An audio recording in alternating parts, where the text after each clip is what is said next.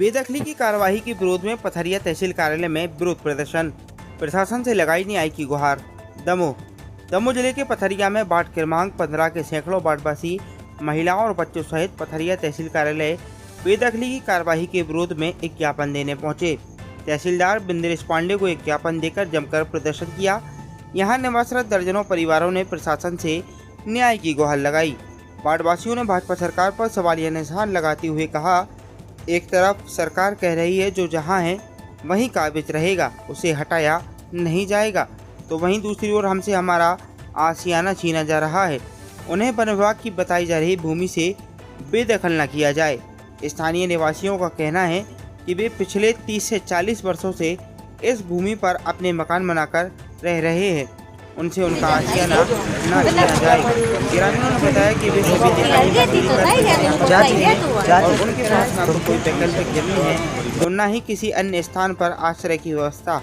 उनका आरोप है कि राजस्व विभाग की ओर से उन्हें बेदखली का नोटिस जारी किया गया है, जबकि दूसरी ओर वन विभाग इस भूमि को अपनी बता रहा है। निवासियों का यह भी कहना है कि पिछले 15 वर्षों से इस भूमि को लेकर वन विभाग और निवासरत परिवारों के बीच न्यायालय में मामला विचाराधीन है, जिसके दस्तावेज भी उनके पास उपलब्ध हैं।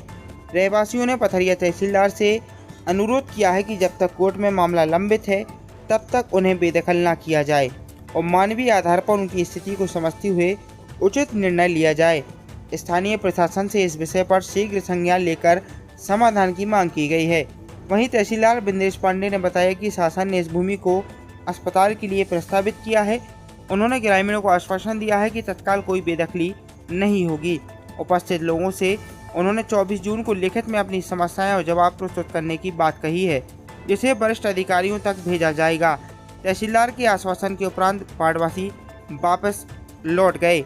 लोग आए हैं, कल हम लोग के पास नोटिस आया है सुबह 8 बजे। क्या नोटिस है? नोटिस आया है कि आपका घर मिटा दिया जाएगा, आप लोग हट जाइए यहाँ से। हम लोग किधर जाएंगे? इतने सालों से हम लोग ले रहे हैं, मजदूरी कर रहे हैं। हम लोग के आदमी भी घर पे नहीं है, बाहर रह रहे हैं, बाहर से काम कर रहे हैं। हम अभी आए हैं बच्चों के लिए पढ़ाने के लिए। कहाँ जाएंगे, कहाँ लेके जाएंगे बच्चों के लिए? ऐसे मिटा देंगे, भगा देंगे, क्या करेंगे हम लोग? कहाँ चले जाएंगे बता दो हमको।